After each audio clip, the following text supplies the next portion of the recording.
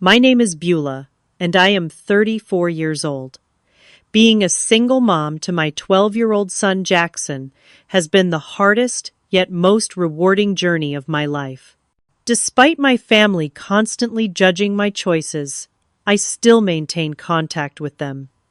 My sister Maya is 7 months pregnant, and her baby shower is this weekend.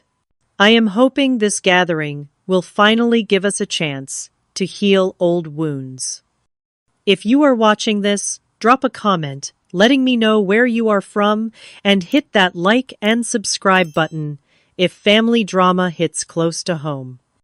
Growing up in the Miller family meant living with sky-high expectations. My parents, especially my mother Dorothy, had a very specific idea of what success looked like: college education, respectable career, marriage to a suitable man, and then children in that exact order. Anything that deviated from this path was considered failure. From the time we were little girls, Maya and I were constantly compared. She was 2 years older, always the golden child who seemed to effortlessly meet every expectation. Perfect grades, perfect friends, perfect extracurricular activities. I, on the other hand, was creative, emotional, and drawn to art rather than academics. My mother viewed my interests with barely concealed disappointment. "Why can you not be more like your sister?" became the soundtrack of my childhood. While Maya collected academic awards and praise, I collected criticisms and suggestions for improvement. Not that it was Maya's fault. She was just naturally inclined toward the things our parents valued. By the time we reached adulthood, our paths had been firmly established. Maya graduated from an Ivy League university with honors, landed a prestigious job at a finance firm, and met Tom Harrison, a successful entrepreneur from an equally impressive family. Their wedding was the social event of the year in our community. I still remember my mother glowing with pride as she introduced herself as mother of the bride to everyone who would listen. My life took a different turn. I was in my 3rd year of art school when I met Noah. He was charming, creative, and seemed to understand me in ways my family never did. When I discovered I was pregnant at 22, Noah initially promised to stand by me. We talked about getting married, finishing school, and raising our child together. Those dreams evaporated when he disappeared 3 months later, leaving only a brief note explaining he wasn't ready for this kind of responsibility. When I told my family about the pregnancy, the reaction was exactly what I had expected. My father went silent, my mother cried as if I had died, and Maya looked at me with a mixture of shock and superiority. "You are going to fix this situation right," my mother had asked, unable to even say the word abortion directly. When I made it clear I was keeping my baby, the disappointment in the house was palpable. My mother suggested I give the baby up for adoption. "You can still have a normal life," she insisted. "You can still find a good husband who will not hold this mistake against you." But Jackson was never a mistake to me. From the moment I felt him kick, I knew I would do anything to give him a good life with or without my family's support. I finished my degree online while pregnant, taking extra courses, so I could graduate before Jackson arrived.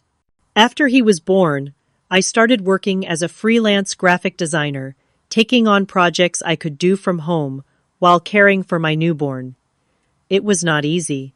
There were nights I cried from exhaustion days. I wondered if I had made the right choice, but I never regretted having my son. Over the years, I built a solid career and reputation. Now I have a roster of loyal clients who appreciate my creativity and professionalism. We live in a cozy 2-bedroom apartment that I have turned into a warm, artistic home. Jackson is thriving in school, especially in science and creative writing. He is a sensitive, thoughtful child with an uncanny ability to read people's emotions. My relationship with Jackson is what I am most proud of in life. We are a team. He knows the story of his father, appropriate for his age, of course, and while he sometimes asks questions, he has never seemed to feel incomplete without Noah in his life. I have made sure to surround him with positive male role models like my art mentor Frank and my cousin David, who often takes Jackson camping. My relationship with my family, however, remains strained. I see them on major holidays and occasional family events, but these gatherings are usually tense. My mother still introduces me with subtle caveats. This is my younger daughter Beulah. She is quite the artist. The emphasis always seems to suggest that being an artist is somehow less than being whatever Maya is at the moment. Speaking of Maya, our relationship has grown more distant over the years. She climbed the corporate ladder quickly, eventually becoming a vice president at her firm. Tom's business ventures flourished, and they moved into a sprawling home in an exclusive neighborhood. They traveled extensively, renovated their house twice, and generally lived the life my parents had always dreamed their daughters would have. The last time I saw them was at Thanksgiving, about 6 months ago. That was when Maya announced her pregnancy. Everyone was ecstatic. My mother cried tears of joy, my father opened an expensive bottle of champagne, and relatives called to congratulate them. In the midst of the celebration, I caught Tom staring at his phone with a strange expression. When he noticed me watching, he quickly pocketed the device and rejoined the conversation with forced enthusiasm. There was something off about Tom that day. He seemed distracted, constantly stepping outside to take calls. At one point, I overheard him speaking in hushed tones, saying, "I cannot talk now. I will call you tomorrow." When he came back inside, his smile seemed plastered on. I did not think much of it at the time. Tom was a businessman after all. Calls were probably normal even on holidays. But something about his demeanor stuck with me, a feeling I could not quite shake. The call from my mother came on a Tuesday afternoon while I was finishing up a design project for a client. Seeing her name on my phone always sent a mixture of hope and dread through me. Hope that maybe this time would be different, dread that it probably would not be. "Hello, Mother," I answered, trying to keep my tone neutral. "Beulah," she replied, her voice already holding that slight edge of disapproval. "I am calling about Maya's baby shower this Saturday. It starts at 2 in the afternoon at her house." Not an invitation, exactly, more of an information delivery. "Thank you for letting me know," I said. "Jackson and I will be there." A pause. "Oh, you are bringing Jackson. I thought perhaps you could find someone to watch him.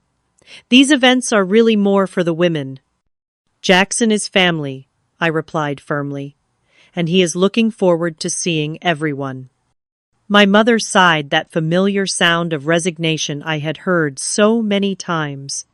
"Well, if you must, please make sure he is appropriately dressed, and you too, of course. Maya's friends from work will be there, and some of Tom's business associates' wives."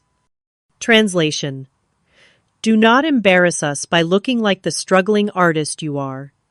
"We will be presentable, Mother," I assured her already, mentally cataloging my closet for something that would meet her standards. "Good. And please do try to arrive on time. The caterers are setting up at 1:30, so any time after that would be fine." Another pause, and then, "Beulah, I do hope there will not be any issues. Maya is in a delicate condition, and this is supposed to be a happy occasion for her." The implication was clear. Do not bring up anything uncomfortable. Do not talk about being a single mother. Do not remind everyone that you deviated from the plan. "I just want to celebrate with my sister," I said, which was true. Despite everything, I was genuinely happy for Maya. "Good. Well, I will see you Saturday then." After hanging up, I sat at my desk feeling the familiar weight of my family's expectations. Part of me wanted to call back and make an excuse not to go. But another part, the stubborn part, that still hoped for reconciliation, insisted I had to try one more time. That evening, I talked to Jackson about the upcoming baby shower while we prepared dinner together. He was chopping vegetables with careful precision, a skill he had recently developed and took great pride in. "So, we are going to Aunt Maya's baby party?" he asked, focused on creating perfectly even carrot slices. "Baby shower," I corrected gently. "And yes, we are. It is this Saturday afternoon." Jackson was quiet for a moment. "Do we have to go? Grandma always looks at you funny, and Aunt Maya barely talks to us." His observation stung because it was accurate. My 12-year-old son had picked up on exactly what happened at every family gathering. They are still our family honey. And a new baby is something to celebrate. "Will Uncle Tom be there?" he asked, his voice changing slightly. "I expect so. It is his house and his baby too." Jackson moved on to the celery, his strokes becoming a bit more forceful. "I do not like how he looks at you." "What do you mean?" I asked, surprised by this comment. Jackson shrugged. "He looks at you like you did something wrong. Like you are less than them. I do not like it." I was struck by my son's perception. I had noticed Tom's condescending attitude, of course, but I had not realized Jackson had picked up on it too. "Sometimes people judge what they do not understand," I explained. "Uncle Tom has had a different life experience than we have." "That does not make it okay," Jackson muttered. "No, it does not," I agreed. "But part of being the bigger person is showing up anyway, being kind, and not letting other people's judgments define you." Jackson did not look convinced, but he nodded. "What are we getting for the baby?" I smiled, grateful for the change of subject. "I was thinking we could get a really nice, organic cotton baby blanket set. I found one handmade by that artisan we met at the farmer's market." "The one with the birds embroidered on it?" Jackson asked, brightening a little. "That was pretty cool." "Yes, and it is expensive, so it should meet Grandma's standards for an appropriate gift," I added with a wink. Jackson laughed, and the tension broke. "Can I make a card to go with it?" "Absolutely. Your artwork would make it extra special." The next few days passed quickly as I completed client projects and prepared for the baby shower. I spent more than I should have on the gift, wrapping it in elegant paper with a handmade card from Jackson featuring a beautifully drawn stork.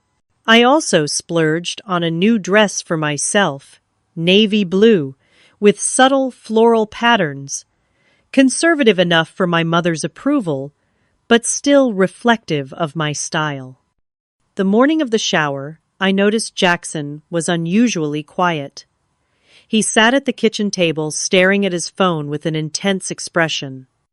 "Everything okay, buddy?" I asked, pouring him a glass of orange juice. He startled and quickly put his phone down. "Yeah, fine." "You sure?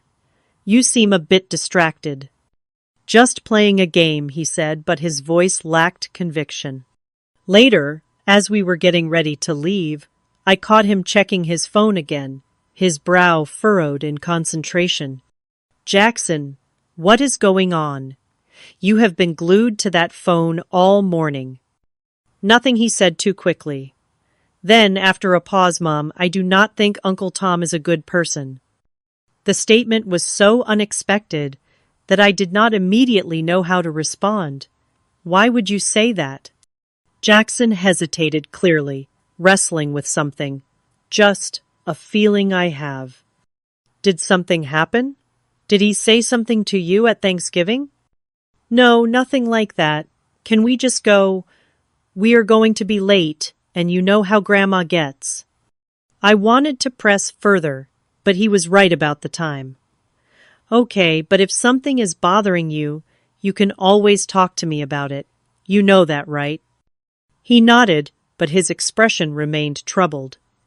As we got in the car and headed toward Maya and Tom's neighborhood, I could not shake the feeling that Jackson was keeping something from me. I assumed it was just anxiety about seeing family members who had not always been kind to us.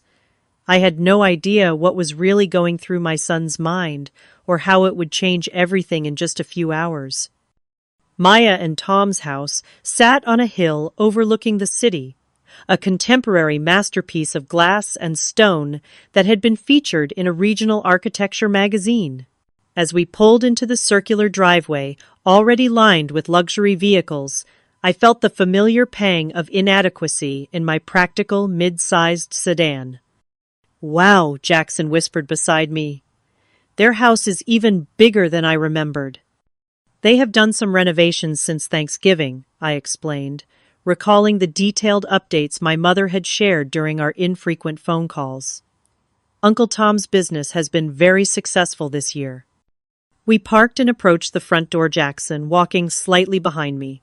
I could sense his apprehension in the way he stayed close, almost using me as a shield. Taking a deep breath, I rang the doorbell. The door swung open to reveal not Maya or Tom, but my mother impeccably dressed in a pale pink skirt suit that probably cost more than my monthly rent. "Beulah Jackson, you are right on time," she said, giving me a quick once-over that I knew was an assessment of my appearance. Her slight nod told me I had passed, if barely. "Most of the guests are already here. Come in." The foyer opened into a vast living area, where about 20 women were gathered in clusters, champagne flutes in hand. The room was decorated in soft pastels, with elaborate flower arrangements, and a table piled high with elegantly wrapped gifts. A banner reading "Welcome Baby Harrison" hung across the far wall. As we entered, several heads turned our way. I recognized a few of Maya's friends from previous gatherings, some relatives, and several women I assumed were the business associates' wives my mother had mentioned. "There you are." Maya called from her seat of honor, a plush armchair decorated with ribbons and flowers. My sister looked radiant in a fitted maternity dress that somehow managed to make pregnancy look glamorous. Her hair was perfectly styled, her makeup flawless, and her smile bright as she waved us over. Yet as we approached, I noticed her smile did not quite reach her eyes. "Beulah, I am glad you could make it," she said, accepting my brief hug. "And Jackson, too. How nice." There was a slight inflection on nice that suggested it was anything but. Next to her, Tom stood in an expensive-looking suit despite the casual nature of the event.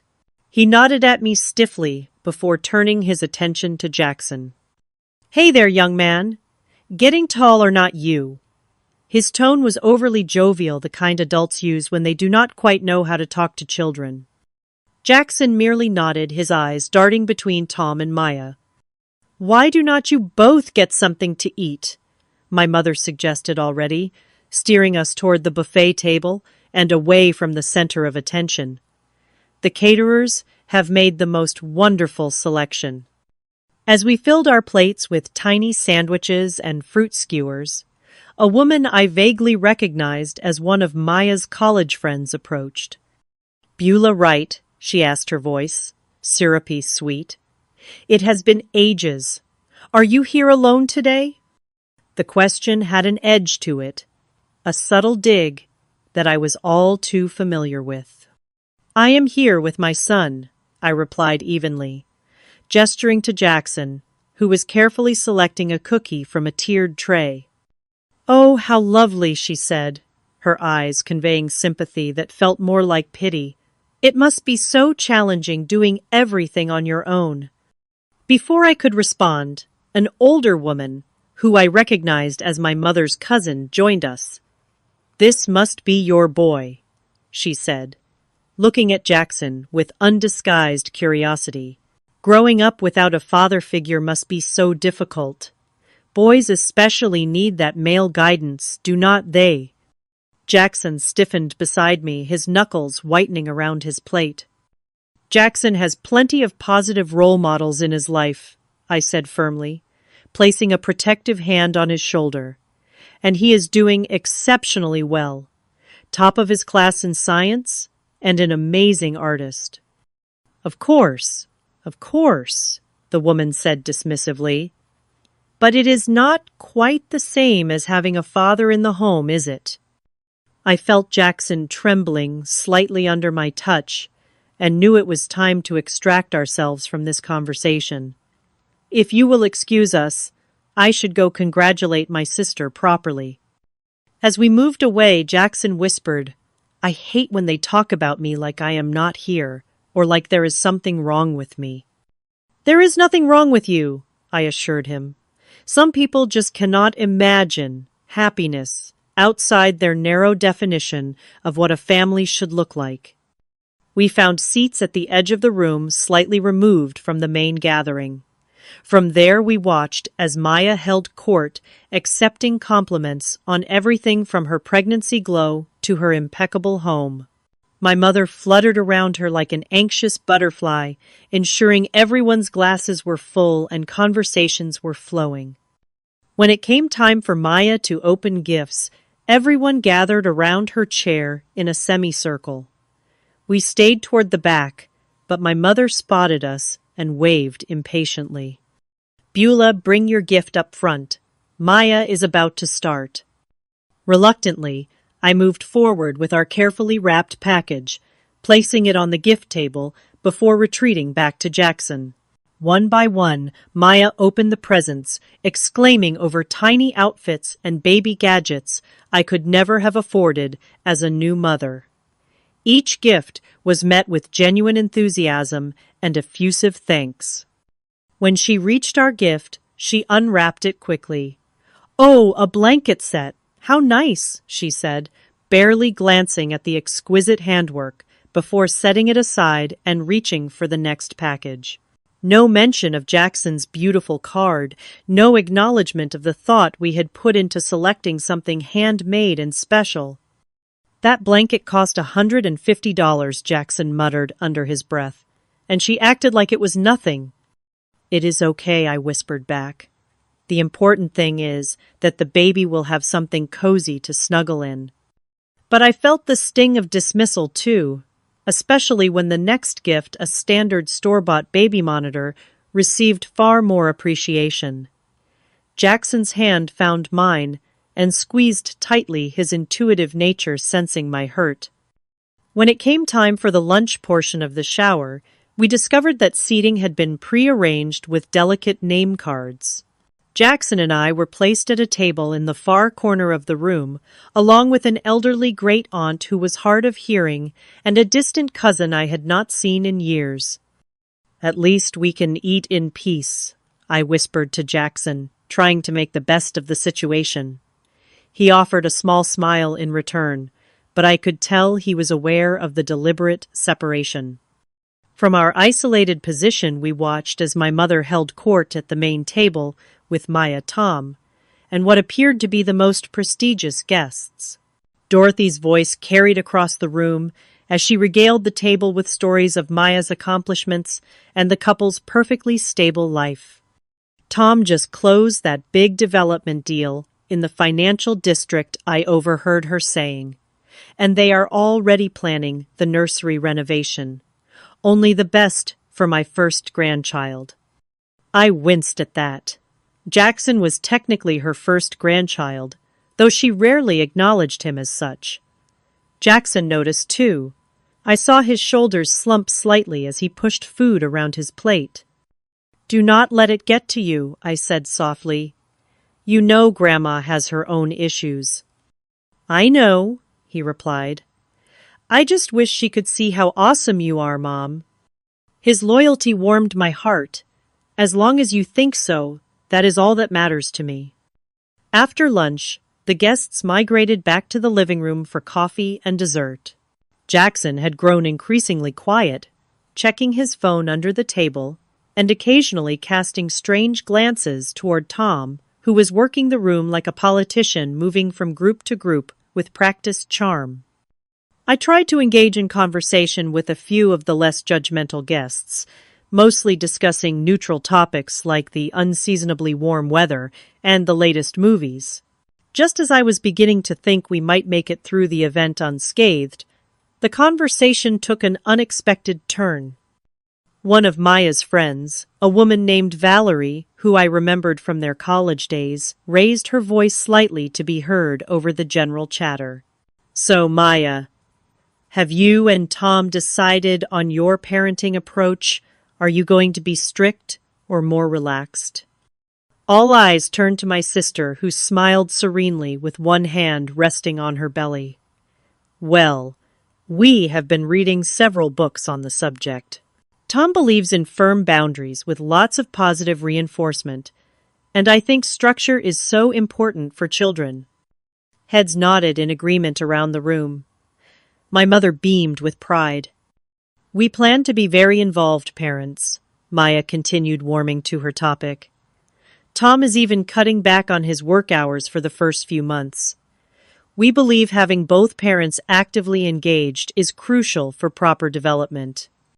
As she spoke, her gaze drifted toward me, and something in her expression shifted, a slight curl of her lip, a hardening around her eyes. "After all," she added her voice, "taking on a pointed edge, children need stability and consistency. A mother and a father who are committed to each other and to their family." The implication hung in the air like a heavy cloud. A few uncomfortable glances were cast in my direction. "We are so blessed," Maya continued now, looking directly at me, "to be able to provide our child with everything they need, including a complete family unit." My stomach tightened as I realized where this was headed. Jackson sensed it too, his body tensing beside me. "At least my baby will have a father," Maya said with a laugh that sounded like breaking glass. To my horror, several guests actually chuckled along with her.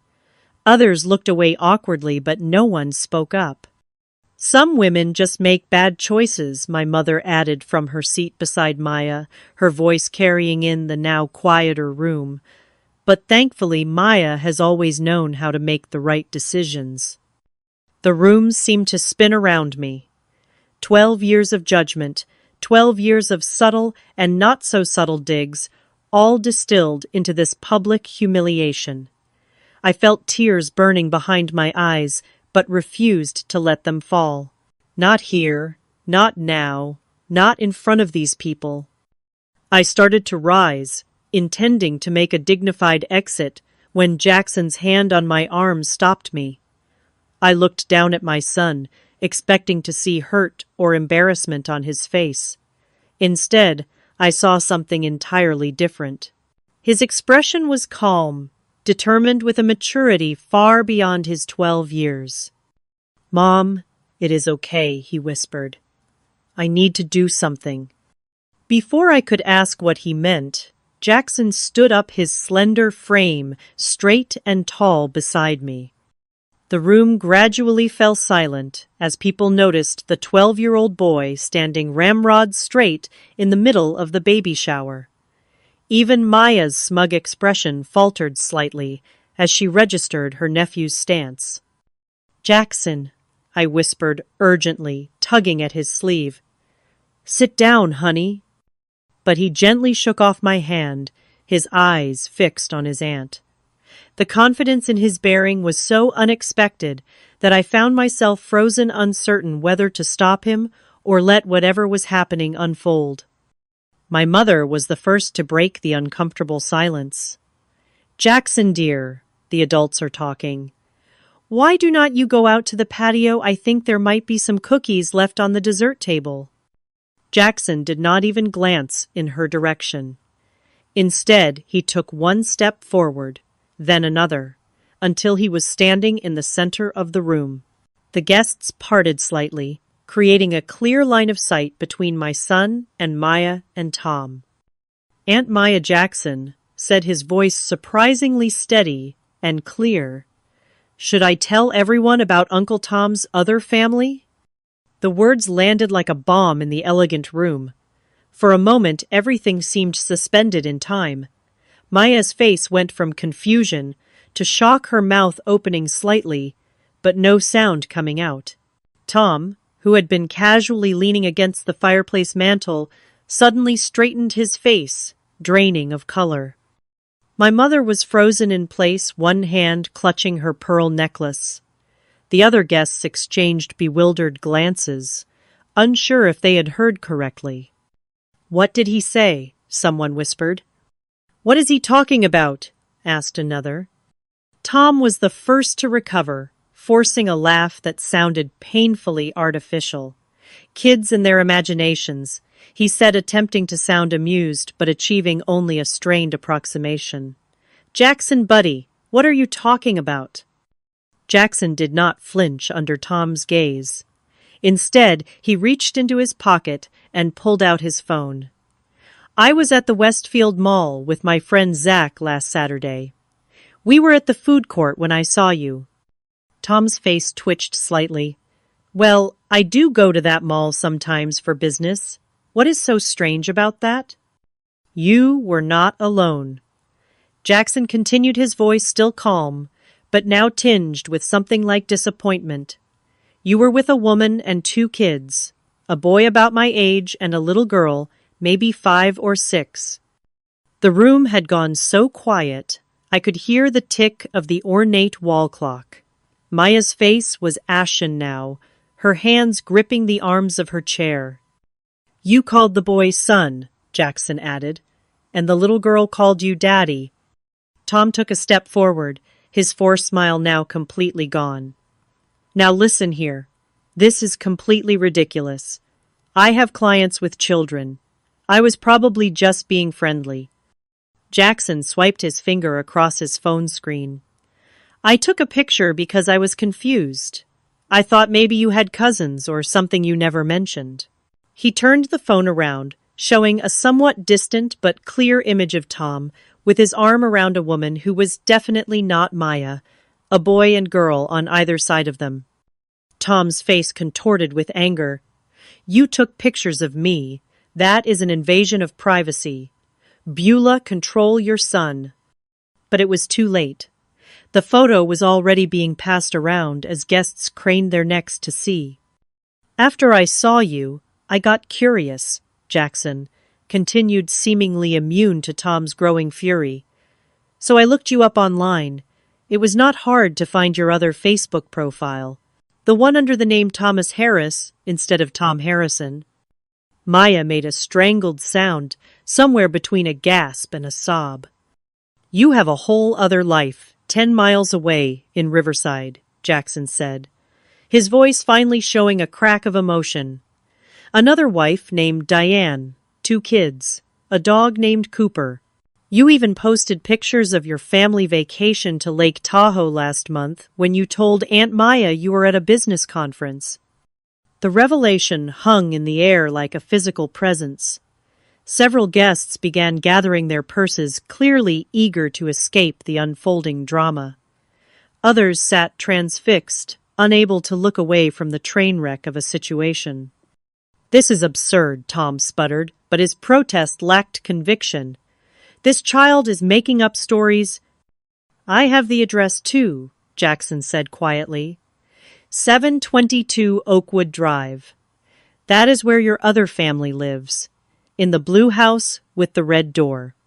Tom's face crumpled, the final detail clearly confirming what everyone in the room now suspected was true. He opened his mouth as if to speak, closed it again, then turned to Maya with pleading eyes. Maya, baby, I can explain. It is not what it sounds like. But Maya was beyond hearing.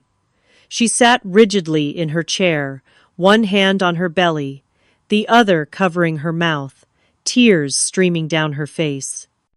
My mother had collapsed into a nearby chair, her face a mask of shock and disbelief. The perfect family she had held up as the gold standard for so long was disintegrating before her eyes. Jackson finally turned away from Tom and looked at me, his young face showing both pride and uncertainty. I am sorry, Mom. I know you told me to be polite, but I could not let them keep being mean to you. when Uncle Tom is the one living a lie. I reached for my son, pulling him close, overwhelmed by a mixture of shock at the revelation and fierce pride in his courage. "It is okay," I whispered into his hair. "You did nothing wrong." As the full impact of what had just happened began to sink in, I realized that our family would never be the same again. For better or worse, the truth was now out in the open, and none of us could go back to pretending everything was perfect. The next 30 minutes were chaos. Half the guests made hasty excuses and left clutching their handbags and whispering furiously as they hurried to their cars. The remaining guests hovered uncertainly, torn between the social awkwardness of staying and the juicy drama they did not want to miss. Tom had gone from denial to anger to desperate pleading in the span of minutes. "Maya, please let me explain," he begged, kneeling in front of her chair. "It is complicated. There are financial arrangements, custody issues. I was going to tell you eventually." Maya stared at him with empty eyes, one hand protectively covering her belly. "How long?" she finally whispered. "How long have you been married to her?" Tom hesitated, which was answer enough. "Were you already married when you met me?" Maya's voice rose sharply. His silence confirmed the worst. "Get out," she said, her voice eerily calm. "Get out of this house right now." "This is my house too," Tom protested, but the look on Maya's face must have convinced him not to push the issue. He stood, straightened his jacket, and cast a venomous glance toward Jackson and me. "This is your fault," he spat. "You and your nosy brat. You could not stand to see your sister happy, could you? Had to ruin it because your own life is such a mess." "That is enough." My mother's voice cut through the room with surprising force. She had risen from her chair and now stood between Tom and us, her small frame vibrating with fury. "You will not speak to my daughter or grandson that way. Not after what you have done. Leave this house immediately before I call the police." The authority in her voice was unexpected, and Tom's anger deflated slightly. With a final glare around the room, he grabbed his keys from a side table and stormed out the front door, slamming behind him. In his wake, the remaining guests began to disperse, murmuring awkward condolences to Maya as they left. Soon, only family remained. Maya collapsed in her chair, my mother hovering nearby, and Jackson and I standing uncertainly in the middle of the room. I turned to my son, needing to understand. "Jackson, can we talk outside for a minute?" He nodded, following me onto the back patio, where the afternoon sun cast long shadows across the manicured lawn. "How did you figure all this out?" I asked, once we were alone. Jackson looked down at his sneakers. "It started at the mall, like I said. I saw Uncle Tom with that family, and he looked different. Happy in a way I had never seen before. They were eating ice cream and laughing, and he was not checking his phone or looking around nervously like he always does when we see him at family stuff." I nodded, encouraging him to continue. "I took the picture because I was confused. Then I got curious and looked him up online. It was not that hard, Mom.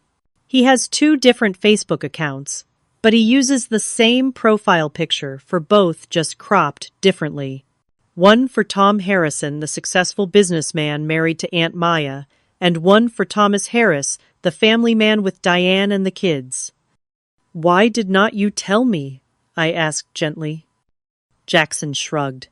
"I was going to, but I wanted to be sure first. And then when Aunt Maya said those things about you and Grandma, too." His voice trailed off, and he looked up at me with eyes too wise for his age. "It made me so mad. They act like you did something wrong by raising me alone, but Uncle Tom is living a complete lie and they think he is perfect." I pulled him into a hug, marveling at the compassionate, justice-minded person he was becoming. "I am not angry," I assured him. "But revealing secrets like that is a big thing. There are consequences that affect a lot of people. I know, he said softly. But was I supposed to just let them keep hurting you? I had no good answer for that. Instead, I just held him tighter, grateful beyond words for his fierce loyalty. When we returned inside, we found Maya alone in the living room, staring blankly at the Welcome Baby Harrison banner that now seemed like a cruel joke. My mother had disappeared, presumably to call my father or other relatives with the news. I approached my sister cautiously. Maya, where is everyone? Gone, she said flatly. Mother is upstairs having a crisis of her own. Everyone else left. She looked up at me, her makeup streaked from crying. Are you happy now? The accusation stung. Of course not. How could you think that? Your son just destroyed my marriage. No, I said firmly. Tom destroyed your marriage when he decided to live a double life. Jackson just exposed the truth. Maya's face crumpled. 7 years, she whispered. I have been with him for 7 years, and it was all a lie. Despite everything that had transpired between us, my heart broke for her. I sat down beside her and tentatively placed a hand on her arm. I am so sorry, Maya. You did not deserve this. What am I going to do? She asked, her hand moving to her rounded belly. I am 7 months pregnant with his child. You are going to be okay, I told her, surprising myself with the conviction in my voice. You are strong, successful, and you have family who will support you. A bitter laugh escaped her. Family? You mean the family I have treated terribly for years? The sister I just publicly humiliated? Why would you help me after everything I have said and done? I took a deep breath.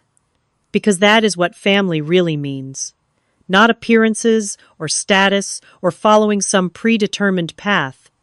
It means being there for each other even when it is hard, especially when it is hard. Tears filled her eyes again. I have been horrible to you. All this time I thought I was so much better than you because I had the perfect marriage, the perfect life, and it was all built on lies. We all make mistakes, I said softly. The question is, what we do after we realize them.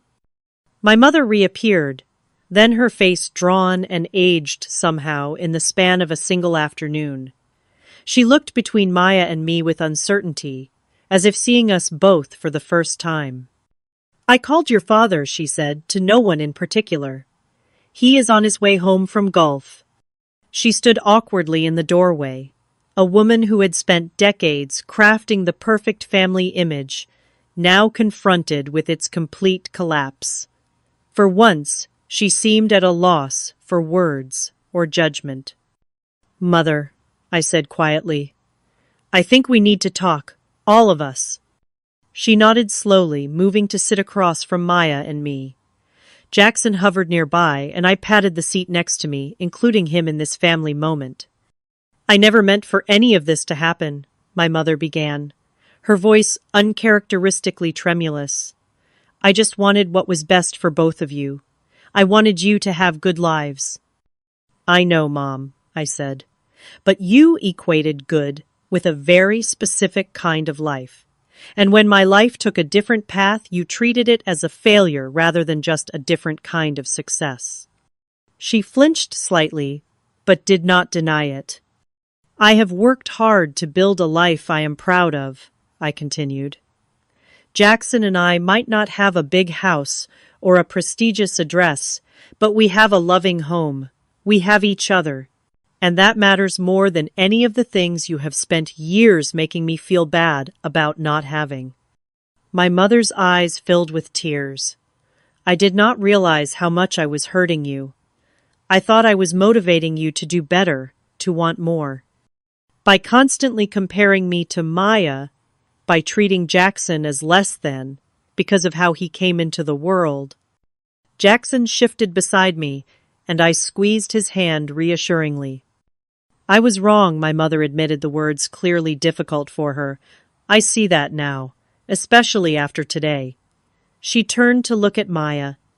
I put so much stock in appearances that I missed what was actually happening. I bragged about Tom to everyone who would listen, and all the while. She could not finish the sentence, but she did not need to. We all understood the magnitude of the deception. What happens now? Maya asked, looking between my mother and me.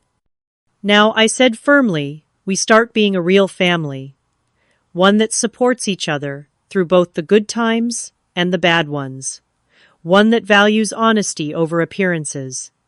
I do not know if I can do this alone, Maya whispered, touching her belly again. You are not alone, I told her. You have me. You have Mom and Dad.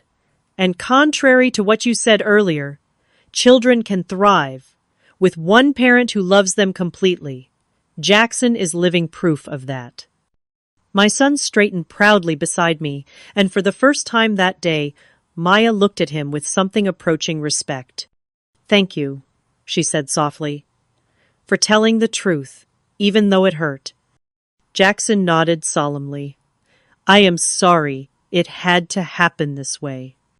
Me too, Maya replied, but maybe it is better to know now than to keep living a lie.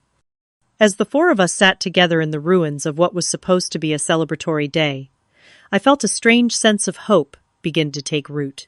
The path forward would not be easy for any of us, especially Maya, but at least it would be built on truth rather than illusion. And perhaps out of this painful revelation, a stronger, more authentic family might eventually emerge. The months following the baby shower revelation were difficult, but transformative for our family. Maya filed for divorce, immediately discovering in the process that Tom's deception went even deeper than we initially thought.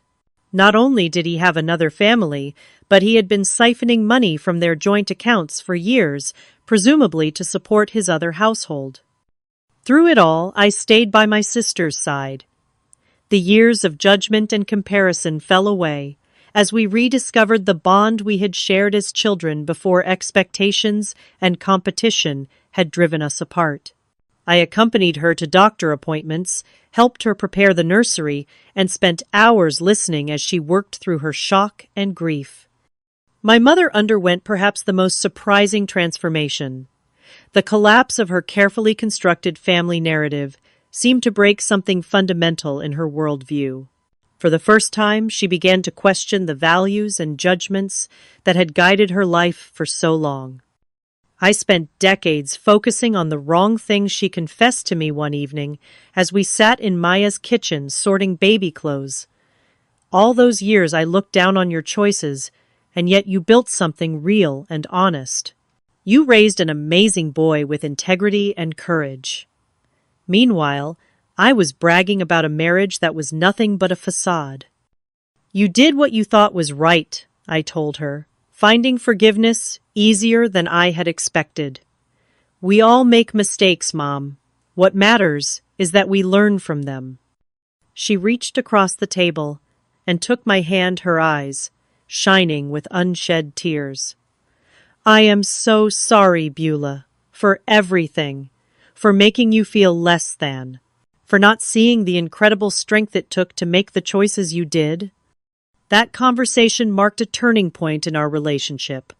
The critical comments stopped, replaced by genuine interest in my work and Jackson's activities. She began to visit our apartment regularly, no longer making subtle comments about the size or location, but instead appreciating the warmth and creativity that made it our home. Jackson flourished under his grandmother's newfound attention and respect. He showed her his science projects and art portfolios, and she listened with real enthusiasm. I often caught her watching him, with a mixture of pride and regret, perhaps thinking of all the years she had missed by holding him at a distance. He is so much like you, she told me once. That same quiet determination, that sense of justice. You have done an incredible job with him, Beulah. I should have told you that years ago. As for Maya, Her journey was perhaps the most difficult. At 36, she found herself facing single motherhood, exactly the situation she had judged me for so harshly. The irony was not lost on either of us. "I do not know how you did it," she admitted one night, as we assembled a crib in her newly renovated nursery. She had sold the house she had shared with Tom, unable to live with the memories, and purchased a smaller but still lovely home closer to where I lived. The thought of doing this alone terrifies me. "You will not be alone," I reminded her. "And honestly, it is both harder and easier than you imagine." Harder, because there are moments when having someone to share the load would mean everything. Easier, because all the decisions are yours. There is a certain freedom in that. "I always thought I needed the perfect life to be happy," she said, resting a hand on her now 8-month belly. "The husband, the house, the career. I defined myself by those external markers of success. And now," I asked, "now I am learning that real success is about authenticity. Building a life that is truly yours, not one designed to impress others." She looked at me with new understanding. "You figured that out a long time ago, did not you?" "I had to," I smiled. "But I think we all get there in our own time, in our own way." 2 weeks later, Maya went into labor 3 weeks early. Jackson and I were the first to arrive at the hospital, followed closely by our parents. We gathered in the waiting room, a family united by crisis and newfound understanding. When the nurse finally came to tell us that both Maya and her daughter were doing well, my mother burst into tears. "A granddaughter," she whispered. "Another beautiful granddaughter." I noticed her use of another, a small but significant acknowledgement of Jackson as her first grandchild. He noticed, too, a small smile playing at the corners of his mouth. Later, as we stood around Maya's hospital bed, watching her cradle little Lily with a mixture of exhaustion and wonder, my mother did something that surprised us all. She gathered Jackson and me into a tight embrace. "Thank you," she said, her voice thick with emotion. "Both of you. You have taught this old woman more than she ever expected to learn." Jackson looked up at her with his wise, gentle eyes. "It is okay, Grandma. Sometimes the hardest lessons are the ones we need the most." Out of the mouths of babes, I thought, marveling at my son's capacity for forgiveness and wisdom. In the weeks and months that followed, our family settled into a new normal. Maya discovered strengths she never knew she possessed, as she navigated new motherhood without the partner she had counted on. My mother became a regular fixture in both our homes, dividing her time between her grandchildren, with no hint of the favoritism that had once been so painful. One evening, as I sat on my small balcony watching Jackson help Maya manage baby Lily while she prepared a bottle, I felt a profound sense of peace wash over me. The journey had been difficult, filled with judgment, pain, and eventually revelation. But what had emerged from that crucible was something precious. A family bound not by appearances or expectations, but by love, truth, and mutual respect. I had spent so many years feeling like the family failure, the one who had strayed from the approved path. Now I understood that sometimes the unexpected path leads to exactly where you need to be. My choices had given me Jackson independence and a life built on authenticity rather than illusion. The baby shower incident, painful as it was, had shattered the facade that had kept us from truly seeing and accepting each other. From those broken pieces, we had constructed something stronger, more beautiful, in its imperfection. As I watch my son today now, 13 and growing into a young man of remarkable character, I am filled with gratitude for the journey that brought us here. The road was not what I had planned or expected, but it led us home nonetheless. To a place of understanding that family is not defined by conformity to some ideal, but by the willingness to stand by each other through life's most difficult moments. Have you ever experienced a moment when a painful truth ultimately brought healing to your family? Share your story in the comments below. If this resonated with you, please hit that like button and subscribe to hear more stories of resilience and transformation. Thank you for joining me on this journey. And remember that sometimes our greatest strengths emerge from our most challenging circumstances.